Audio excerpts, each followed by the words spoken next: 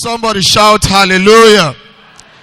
It's my honor and great privilege of God and of his servant in the house, my father, to bring us God's word in this second service. I make no light of this privilege, and I appreciate God, the giver of life, the sustainer of strength, and thank God's servant in the house. Thank you, sir. God has been gracious to us in this month since we began. In this month of what wisdom is this?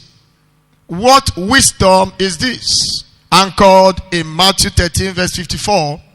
And this morning we are continuing our teaching for the Sunday service that began last Sunday. Engaging biblical wisdom for all-round breakthroughs. Engaging biblical wisdom for all-round breakthroughs. And this is the part 2B of it. We did part 2A in the first service. Hallelujah. I say hallelujah. I'd like to begin by saying that the outcome of our life is largely a product of the wisdom at work in our lives. The outcome, overall outcome of our lives is largely a product of the wisdom at work in us. That is why the Bible makes it clear in Proverbs chapter 4 and verse 7 that wisdom is the principal thing. He said, therefore get wisdom. When they say something is principal, that means it is crucial. It is major.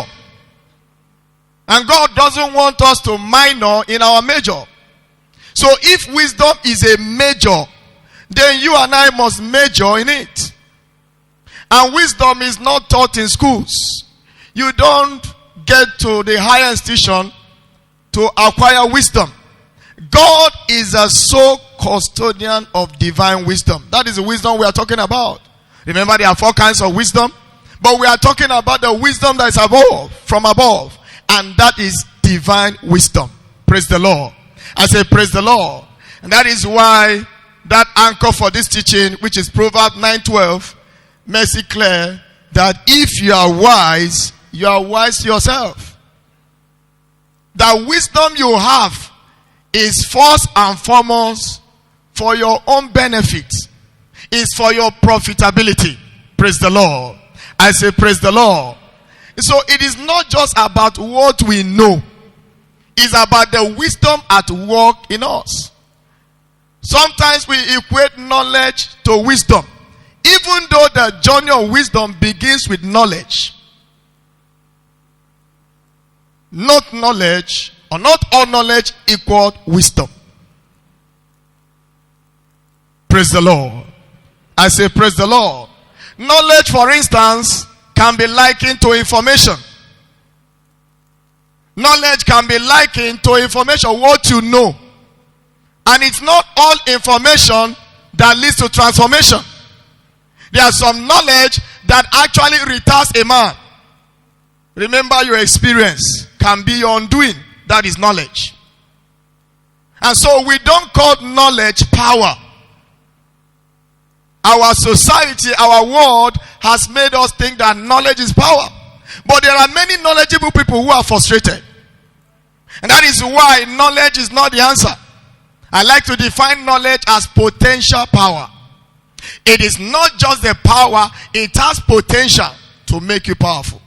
And that is why that Proverbs chapter 4 said, go beyond knowledge. From knowledge, the next place to arrive is understanding. He said, therefore, get understanding. So what you need on the top of knowledge is understanding. And what is understanding is simply to comprehend. Understanding can be likened to comprehension. To comprehend. To be able to pick lessons from knowledge. That is understanding. And so understanding is not enough. And then we talk about the principal thing, wisdom. The journey of wisdom begins with knowledge and graduates to understanding before it arrives at wisdom. And what is wisdom? Application. When you have understanding, it is easy to apply. It's easy to apply what you know. Because what? You have understanding. This is very, very important because wisdom can be defined as knowing the right thing to do. You know it, but there is a need to do it. So knowing is not enough. We celebrate what we know, but many people have been frustrated because of what they know. And so we must understand that knowing the right thing to do from the word of God and doing it, that is wisdom. Knowing the right thing or the right way to go and going there.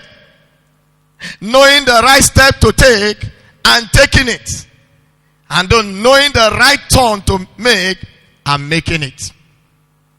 That is wisdom. He said, he that heareth these sayings of mine and doeth them is not, hearing it or preaching it, but doing it. He said, therefore, Matthew 7:24, as we recount that scripture, verse 24 to 28, therefore, whosoever heareth these sayings of mine and doeth them, I will liken him unto a wise man, which builded his house upon a rock. And the rain descended, and the flood came, and the wind blew, and beat upon the house, and it fell not, for it was founded upon a rock. And everyone that heareth these sayings of mine, and doeth them not. So there are two categories of hearers. Some graduate to the hearing. To the doing. Some end their journey in hearing. They talked about three classes of people that were hearing Paul in Acts chapter 17. Some were mocking him and say, who is this babbler? What is he saying? Like some of the things wisdom will tell you, say, what does that mean? That is not obtainable. Because in the eye of the one that lacks understanding, wisdom is like foolishness. He said, who is this babbler? What is he saying? And the other said, well, this thing look good. We would like to hear you again. And there are those that went out and went to apply it to find out more details about what has been taught them. I pray we shall be doers of the word in the mighty name of Jesus Christ. I say we shall be doers of the word in the mighty name of Jesus Christ. So if you want to define wisdom, you can call it applied knowledge. Applied knowledge. That is wisdom. Just like in the schools we hear something like applied science, applied physics. That is the one that is applicable, that is done, that it can be seen. Praise the Lord. So it is not enough to acquire knowledge. It's not all acquired knowledge that equals to applied knowledge. In fact, it might be equal to applied foolishness. Because when you acquire knowledge and you don't apply it, it becomes foolishness. But I pray, whatever knowledge you need that God has released to you, anything stopping you from applying it shall be destroyed by this blood in the mighty name of Jesus Christ. And that is why it's important to know, even today as we begin to consider different wisdom. Last Sunday it was about parenting. And our father in the house poured out the heart of a father to us and opened our eyes to deep things. And today we continue our journey as we shall be considering biblical wisdom for business breakthrough. Wisdom covers every area of life.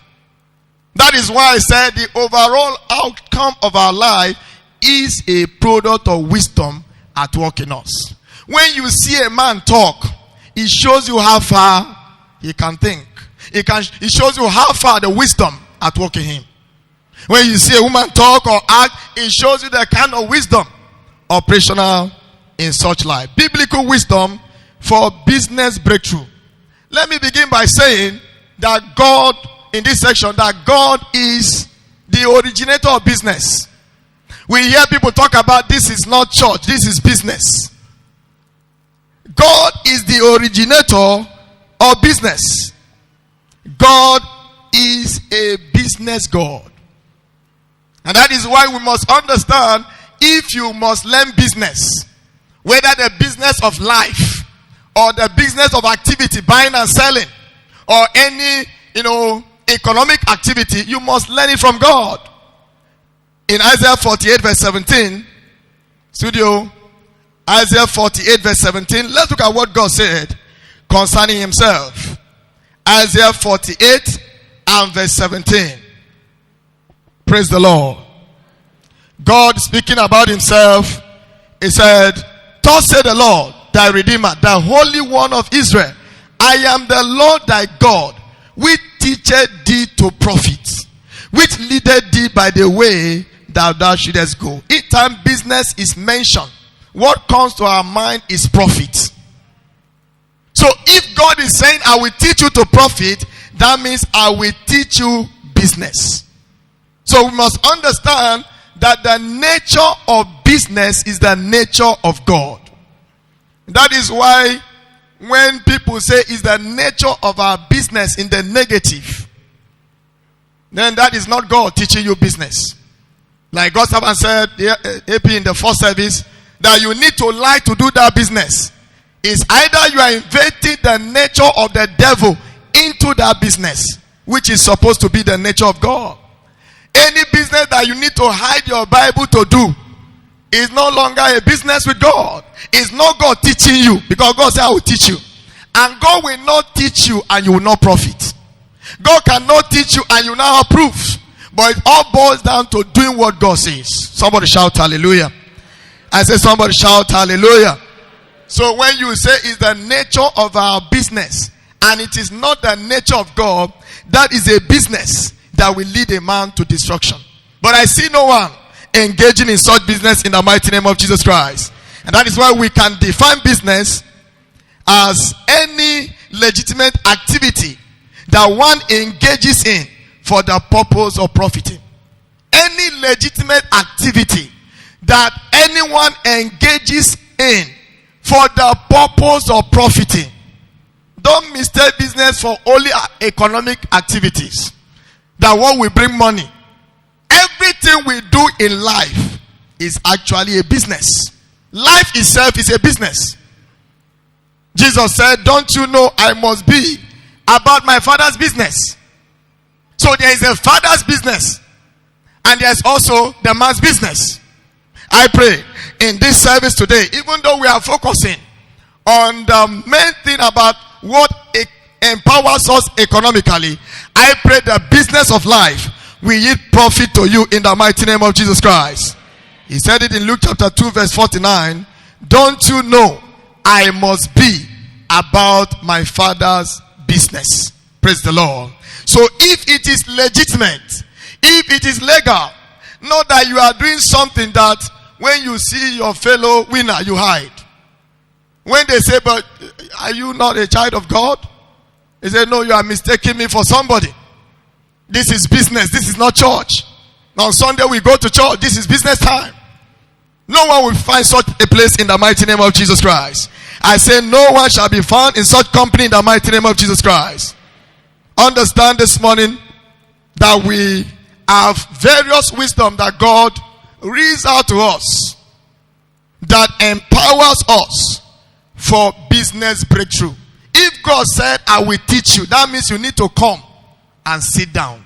And when it comes to wisdom, learner's attitude becomes your greatest asset. A learner's attitude is actually the strength of a wise man. A wise man is eager to learn. He's always looking for learning opportunities.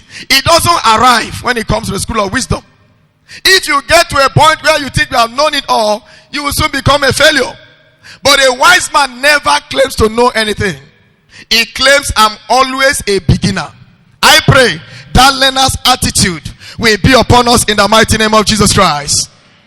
And what are some of these wisdom that God is releasing to us even in this service to go and prosper in our businesses?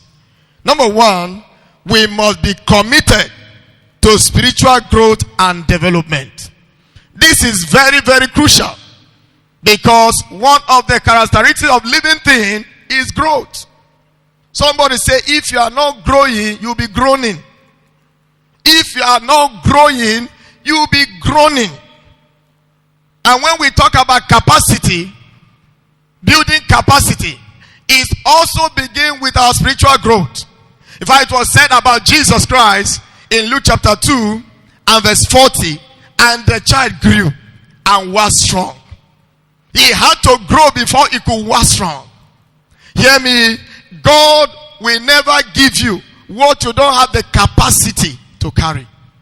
I read one scripture in Genesis chapter 2 and verse 5. Genesis chapter 2 verse 5. Talking about growth. Talking about building and having man to stand in his place. Genesis chapter 2 verse 5. And every plant of the field before it was in the earth, and every herb of the field before it grew, for the Lord has not caused it to rain upon the earth, and there was not a man to till the ground. God is looking for a man before anything can grow. And not just a man, but a man that is ready to grow for things to grow. Many people today are doing the same thing they have been doing since they started. They say that's how we have been doing it. That is not the language of building capacity. That is how my father was doing it. No. In this kingdom we grow. In fact, let me say this to us, that God does not actually give us things. God allows us to grow into things. You grow to meet it. Now, little child, he is a potential owner. Remember Galatians 4:9, he said the heir, even though he is the heir, he differeth not from the servant. He said he is the Lord of all, but he needs to grow. So God does not really give us things. God actually allows us to grow into things. That's why that child is growing. The car is waiting for him. The house is waiting for him. Many things we are praying to God, God is actually saying, my son, it is there for you. Just grow into it. Somebody receive understanding. In the name of Jesus Christ. So, God expects us to grow spiritually and develop all around. I want to define success as being better today than you were yesterday. If you are not better off in terms of wisdom than you were yesterday, then you are not succeeding. You must be able to know the things you didn't know yesterday, today. That is success. Praise the Lord. And so, because God never blesses people beyond their spiritual stamina. We are talking about growth spiritually because all round growth begins with spiritual growth. All round growth. He said, beloved, I wish above all things that thou mayest prosper and be in health, even as thy soul prospereth. So the prosperity of our life hinges on the prosperity of our soul. Someone will not miss it in the mighty name of Jesus Christ. That is why he said in Romans 8:6, for to be carnally minded is death, but to be spiritually minded is life and peace. So your mind, let's address the issue of the mind. Even though God is after your spirit, it is your mind that actually connects you with the earth. Your spirit connects you to God, but it is your mind that connects you to the world. So your spirit receives from God and communicates it to your mind, then it will be manifested to your world. I see somebody connecting with God spiritually and manifesting mentally to your world in the mighty name of Jesus Christ. We saw the man that walked not in the counsel of the ungodly in Psalm chapter 1 verse 3. The Bible says his delight is in the law of the Lord, and in that law doth he meditate day and night. He says, it shall be like a tree planted by the rivers of waters, that bringeth forth his fruit in season. His leaf also shall not wither, and whatsoever he doeth shall prosper. The operational word there is that it is planted by the rivers of water. And that water there is the word of God. Remember I say, he will sanctify her and wash her by the cleansing of water by the word of the Lord. So where you are planted determines whether you will bear fruit or not. If somebody has the mind of Christ, it will show in the work of his hands. But it all begins with your spirit connecting to God. Shout hallelujah. I say shout hallelujah. So understand the need for building capacity. In those days it was Olympia typewriter. And you hear them hitting that. Imagine somebody still depending on that in our age. When computer came, many people knew that they cannot go any further with this. Praise the Lord. Except maybe you go to some of these, court area where they tap all those. So some people are still using it. But it's outdated. You can't be going to look for job now, and they said, what about computer literacy? Say, no, I am good in typing typewriter. Praise the Lord. That's a man that's written off himself. So there's a need to grow. If you are doing something over and again and expect a different result, that is what they call foolishness. Praise the Lord. Today the world is advancing. In fact, before you say something is new, another new one has come out on top of it. So we must move with that pace. Praise the Lord. There's nothing to envy in an unbeliever. He's only building capacity. That's all. But you have the mind of Christ. Should be ahead of him. The Lord grant you understanding. In the mighty name of Jesus Christ. Number 2, we must be committed to seeking the advancement of the kingdom of God in order to maximize our breakthrough package in redemption. We must be committed. If you are not interested in God's business, God will not also be interested in your own business. If you are not interested in what has to do with the house of God, He will not be interested in your own. You know how you feel when your children are not committed to what is bringing the school fees, what is paying the house rent, and they say they are not coming. They say, okay, you go and pay your school fees. And then by the time hunger strikes him, he will know that this is a serious business. And so after school, you tell him what to do, maybe come to the office or come to the shop. The child is going. Even when he sees football, he puts his eyes somewhere else because he must eat. This is how it is with God. When you don't show interest in anything that has to do with His kingdom, He also does not show interest. Remember that prophecy in Haggai where He said, you left this house without attending to it. You left my house in ruin and you run everyone after his own business. Praise the Lord. I was privileged to own a business before joining ministry, and this was a business that started to next to nothing. But God granted us grace. But one thing I told God at the beginning, despite the place of this business, God, you will not lose your place in my life. So when the time comes for church, including midweek service, including outreaches, I said, God, that time will always be for you. And within 2 years, it was a marvel. It was a marvel what God did. Because those that knew how we started and what we started with, we are amazed at the hand of God. God will surprise you in that business as you give Him His place in your life in the mighty name of Jesus Christ. Let's understand also that business is actually a commandment of God. It's an instruction of God. It's not just I want to do business. Because life, like I said earlier, is business. Remember in Luke chapter 19 verse 13, He gave them His 10 pounds and said, occupy till I come. Occupy here means do business with this. Engage in profitable venture until I come. Look at 1 Thessalonians 4:11. 1 Thessalonians chapter 4 and verse 11.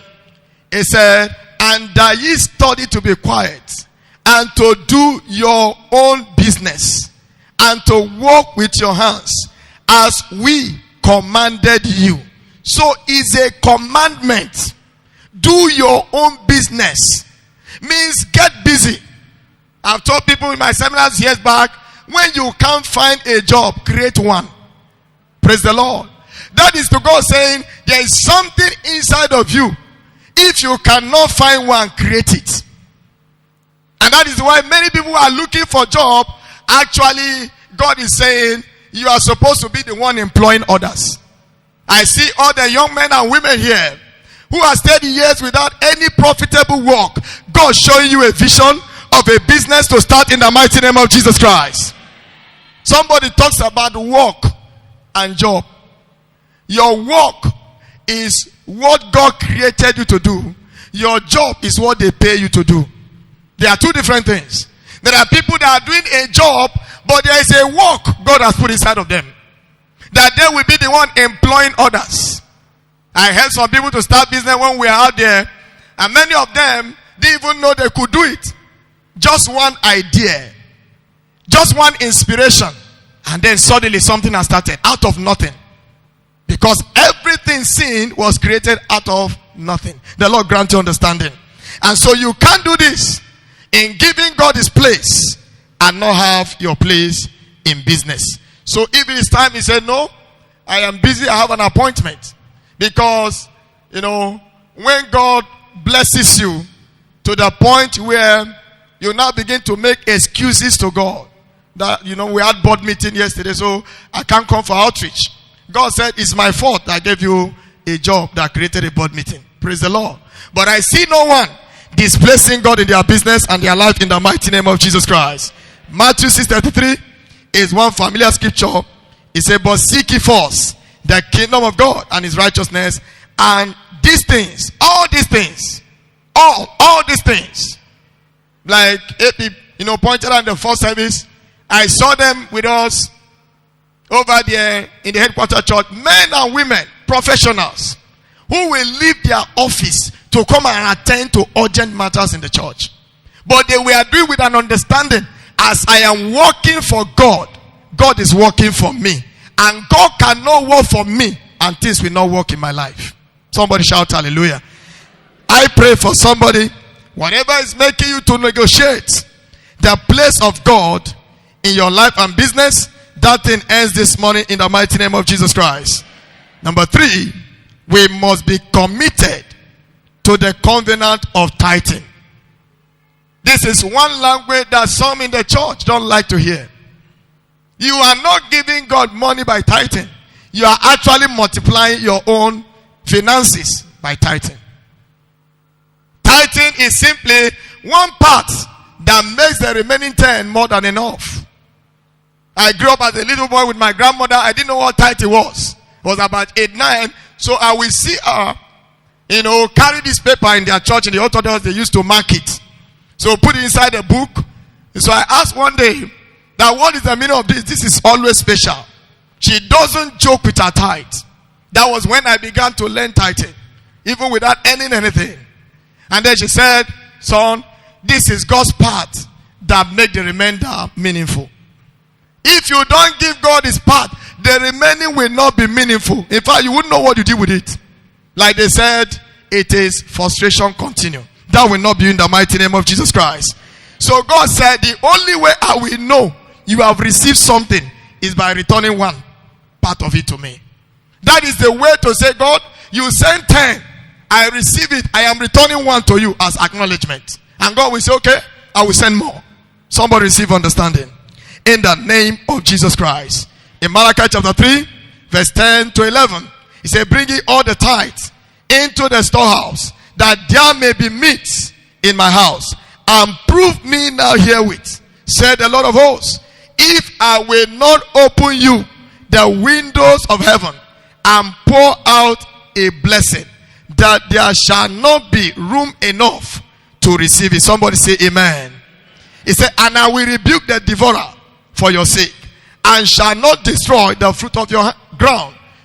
Talking about your business. Neither shall your vine cast a fruit before the time in the field, said the Lord of hosts. He said, prove me. So you use your tithe to prove God. Somebody will ask, what is the windows of heaven? If you go back to Genesis chapter 8, when the windows of heaven was first opened, what came down was rain.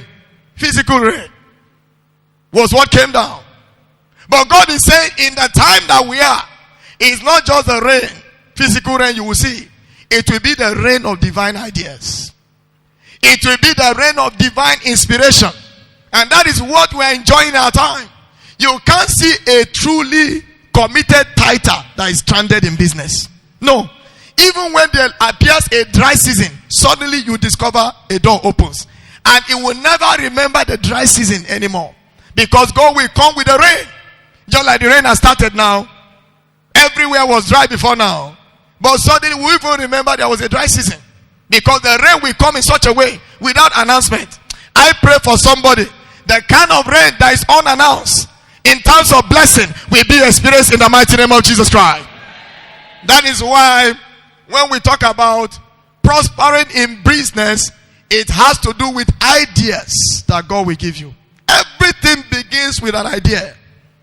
And everything is sustained with an idea. You keep doing it as God is showing you. He said, who has known the mind of Christ that he may instruct him? But we have the mind of Christ. Somebody say, I have the mind of Christ. Say like me, I have the mind of Christ. That mind can never be stranded. That is one of the benefits of tithing, in case you don't know. That is why you see a tither, before you know it, he has opened one business. He has opened another business. We are talking about not just personal tithing, we are also talking about corporate tithing. We did that in our small business. I placed myself on a particular salary, which I assume by the nature and the capital of the business I should pay myself. You can't own a business of 300,000 and place yourself on 50,000 naira salary. Praise the Lord. You do something that shows that actually you know what this business can pay you. Praise the Lord. And then we are tithing for the business, and I was also paying my tithe. And in 2 years, we had to get 4 people to assist. We opened another outlet from that little shop by the hand of the Lord. Some people thought there was someone that brought money. I said, if there is someone that brought money, it was God. Because when God brings money, it must show. And I pray that kind of money that will show that God is bringing, it shall be seen in your life in the mighty name of Jesus Christ. That is why your tithe must not be negotiated. You must not be saying, God, next month. Some people pay, they say, Lord, you see, fuel has increased. So because of that, I might not be able to pay you 10%. Maybe I will give you 3% this month. Or let me wait next month. No. The economy of heaven does not know a downtown. And I pray the Lord will empower every one of us. Because even in hard time, like we had in the first service, even in hard time, covenant practitioners are not permitted to see it. Somebody say amen.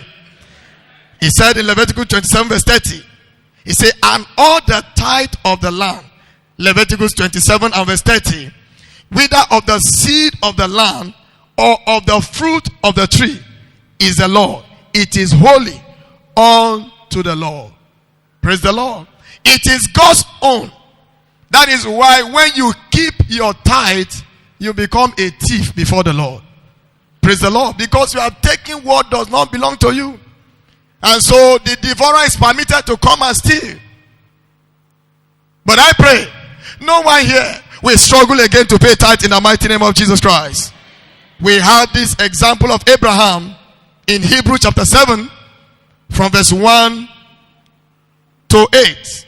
Talking about Melchizedek, king of Salem, priest of the Most High God, who met Abraham returning from the slaughter of the kings and blessing. When Abraham went on that battle in Genesis 14:14, we are told that he brought back the captives. He brought the spoils of war. And this is what Abraham did. He said, to whom also Abraham gave a 10th part of all. He said, first being by interpretation, king of righteousness. And after that also king of Salem, which is king of peace. Without fathers, without father, without mother, without descent, having neither beginning of the days nor end of life, but made like unto the Son of God. That is actually Jesus in prophecy. Melchizedek received the tithe of all from Abraham. What Abraham paid was a corporate tithe. The spoils of war, he divided into 10 and gave the one part as his tithe. I pray, as somebody begin to tithe that small business, it will be found in the center of the city in the mighty name of Jesus Christ. I said it is God's part that makes the remaining meaningful. He gave him the tithe of all. You read that? So Abraham was a tither.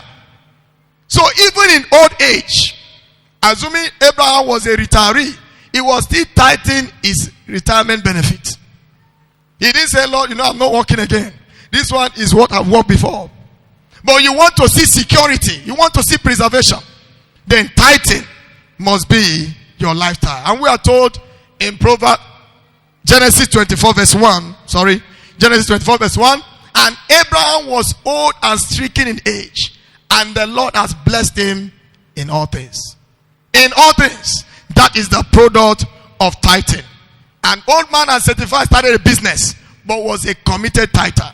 And then old age, he had enough. So I saw my blessed grandmother at the age of 92 having a store that almost the whole community come around to pick from. And that was because she was a tither. And they had a store to feed the nation. Somebody here will feed nations. I don't know who I'm talking to. I say someone here will feed nations. By reason of the enlargement of your cause via the instrumentality of tithing. The next one is that we must be committed to kingdom advancement endeavor with our finances. If your money does not have the signature of God on it, that Lord, this money has your signature on it, then it will not last. If it has to do with, Lord, I am ready to dance and to praise and to sing, but the area of money, don't come near to that side. It's a sensitive matter. That man was told that he has done everything that can be done to be a child of God. He said, all this I have kept from my youth. Is there anything I lack? He just said, go and sell all you have. Give it to the poor and come and follow me. He went away sorrowful. Somebody that have been, living in righteousness, living in holiness, and God said, okay, the last test to pass is the test of money. Because you are either serving the God of money or the God of heaven. There are two gods. Everyone is either pursuing the God of heaven. God's servant said that God told him, don't raise money. And I believe God told him so that he will not serve him. If you are busy raising money, you may one day serve him. And God told him, raise men, and you will have more than enough money that you need in ministry. You cannot raise men and not have enough money to show for it. That is why today in this ministry, you never hear a prayer point on money. That let there be supernatural money. No. Supernatural money will keep flowing. Because we are giving God his place in kingdom advancement engagement. You hear people talk about building churches. Our Father in the house here has taught us that no matter your level, even if your salary is, 10,000, after your tithe, find out one else you can do. It might not even be in the physical church. It might be helping somebody, a needy. It might be helping someone in need. Okay, this 1,000 every month. That's my commitment, because it says start from where you are. From where you are. Our Father in the Lord, Bishop Ereko, has a foundation. And from what we had, it started with just one child. I think that time it was about 300 naira or so for school fees. And one of the time we saw the budget for the scholarship for that year was over 180 million from one man. I pray God will enlarge your cause by reason of giving your money a place in the kingdom in the mighty name of Jesus Christ. You look at 1 Chronicles 29, 3-5. Paraphrasing is talking about David, who said for the affection he has for God.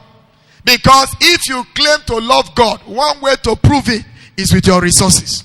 He said, from my own goods, what I have, not what they dash me, what I work with my strength. Praise the Lord. You are not giving away your money when you give to God. You are actually sowing into your prosperity and your posterity. You are actually sowing into your destiny when you give to God. There is a scripture was read in the first service. I'd like us to read it again in this service. Philippians chapter 4, beginning from verse 15 to 18. This is one familiar scripture. He said, now ye Philippians, know also that in the beginning of the gospel, Paul speaking, when I departed from Macedonia, no church communicated with me as concerning giving and receiving, but ye only. For even in Thessalonica, ye sent once and again, somebody say once and again, unto my necessity, not because I desire a gift, but I desire fruit that may abound to your own account. Like we said, everyone has an account with God. So when you are giving in, you are actually crediting your account. He said, but I have all and abound. I am full, having received of a prophet those the things which were sent from you, an odor of a sweet smell, a sacrifice acceptable and well pleasing to God. That is a people committed to the advancement of God's kingdom. That is what makes the 19th verse very relevant. He said, but my God shall supply all your needs according to his riches in glory. So let's always remember this first part that provoked the second part. That you cannot be committed to advancing the kingdom of God and not have the proofs to show in your life. David had it, he proved God.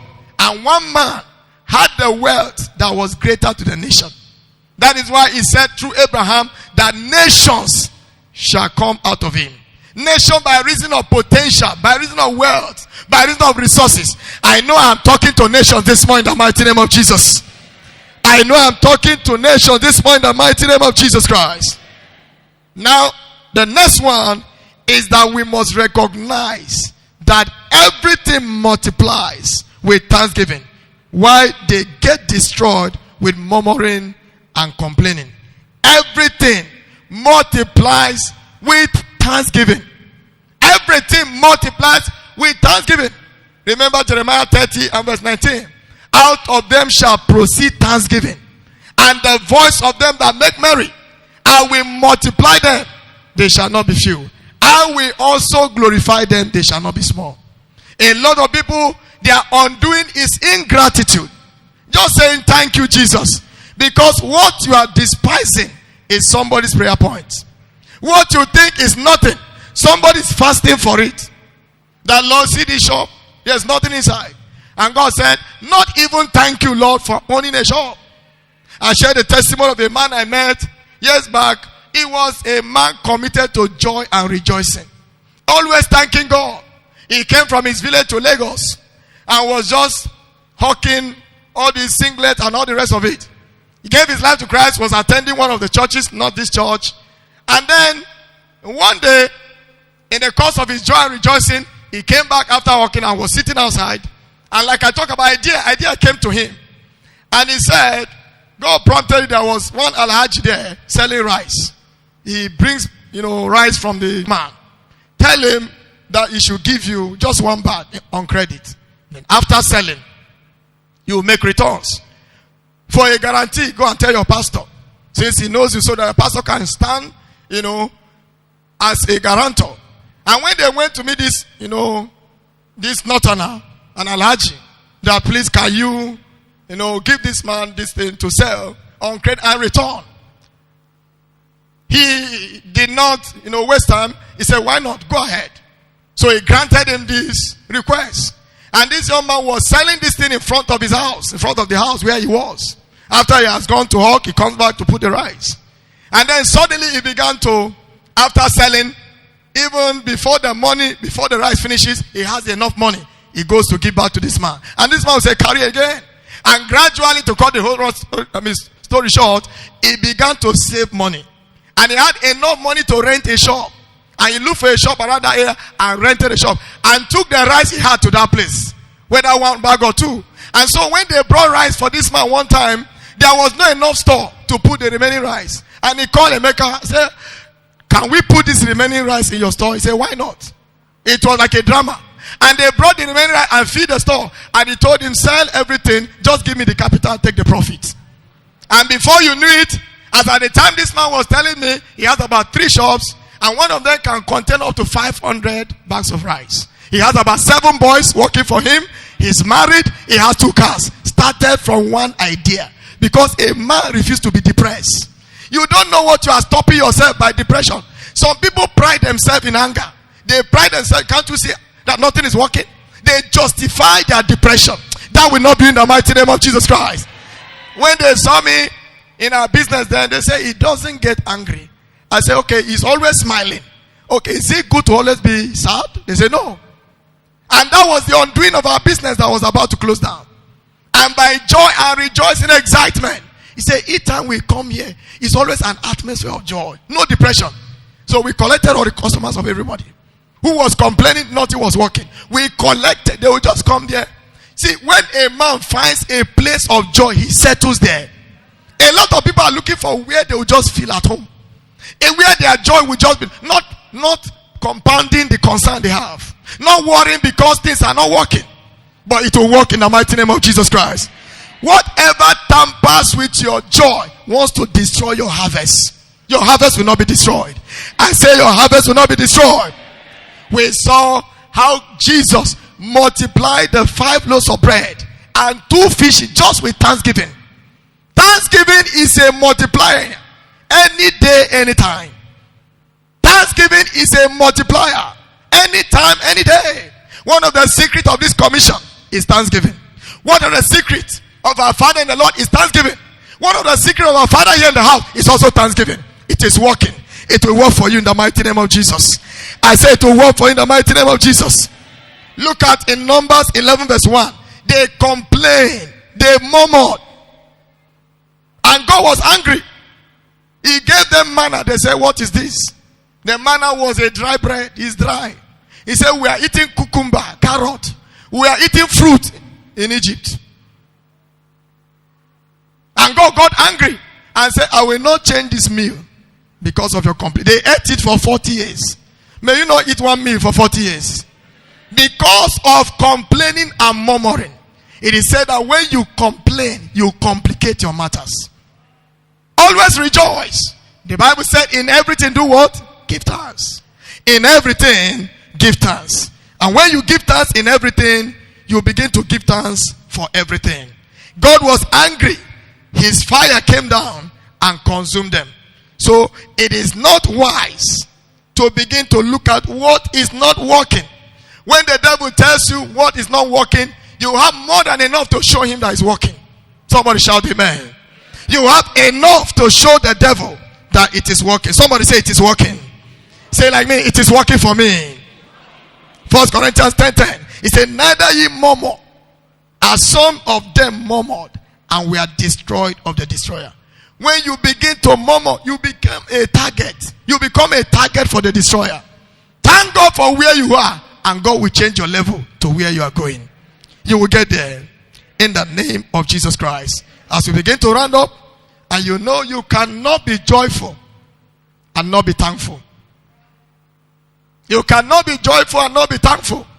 When a man is full of joy, the next thing is thanksgiving. And then from the thanksgiving, it graduates to praises. And then wonders continue. Therefore, joy and rejoicing in the pursuit of our business are fundamental requirements for unending breakthroughs. Everything will dry when the joy is also dry.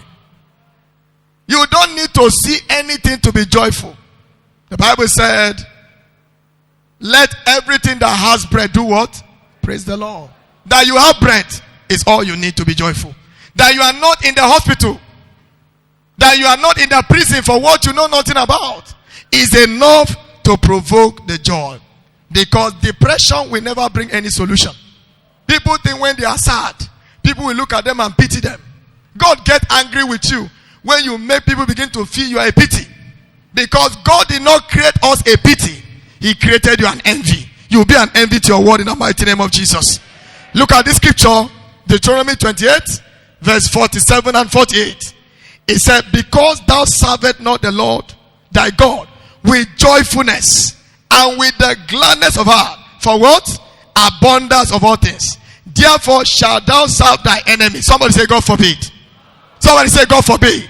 He said, you shall serve your enemies, which the Lord shall send upon thee in hunger, in thirst, in nakedness, in a want of all things. And he shall put a yoke of iron upon thy neck until he had destroyed thee. Somebody say again, God forbid. So it is no go area, depression. It is no go area. It takes nothing to smile. But when you see a man who is always joyful, he looks younger than his age.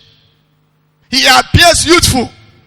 I know the lady that was praying to God for the life partner, and it was depression that is keeping the men away. But when joy came, in less than 6 months she was married. The Lord grant you understanding. As we round up this morning, we must connect with priestly blessing.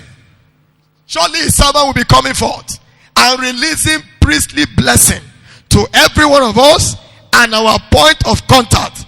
And I see every proclaimed word become our experience in the mighty name of Jesus Christ. So this morning, get excited, because your business, your career will be changing level.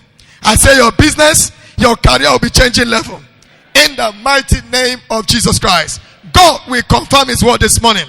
In the name of Jesus Christ. Lift up your voice, lift up your hands in your seated position. If God has spoken to you, give him praise. Give him all the glory. Celebrate God. Celebrate God this morning. Father, we say thank you. Lord, we give you praise. We celebrate your faithfulness. In the mighty name of Jesus Christ, we have given thanks. The journey of breakthrough begins with salvation. Whether it's breakthrough in business or any form of breakthrough, it begins with salvation. All heads are bowed as you begin to pray in preparation for the communion and for the blessing the Father and Father in the house will be released upon us. But if you are not born again, you are a candidate for breakdown. But I know you don't want that. That is why it is time to run for your life. It is time to return and say, Jesus, take over my life. I want to enjoy unlimited breakthrough in life. All those breakdown is because you are not in Christ. It is time to return home. For if Christ is not in you, your life will be full of crisis. You want to give your life to Christ, or you want to rededicate your life to Jesus?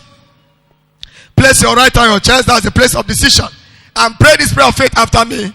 You want to rededicate your life to Jesus, or you want to give it to him afresh this morning.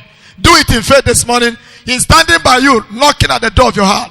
Pray this prayer of faith after me. Say, Lord Jesus, I have heard your word. I believe your word. I know I am a sinner, but you died for me on the cross. The third day you rose again, that I may be justified. Right now, I confess you as my Lord and my personal Savior. Write my name in the book of life. From today, I will serve you till the end. Now I am born again. I am free at last. In Jesus' mighty name.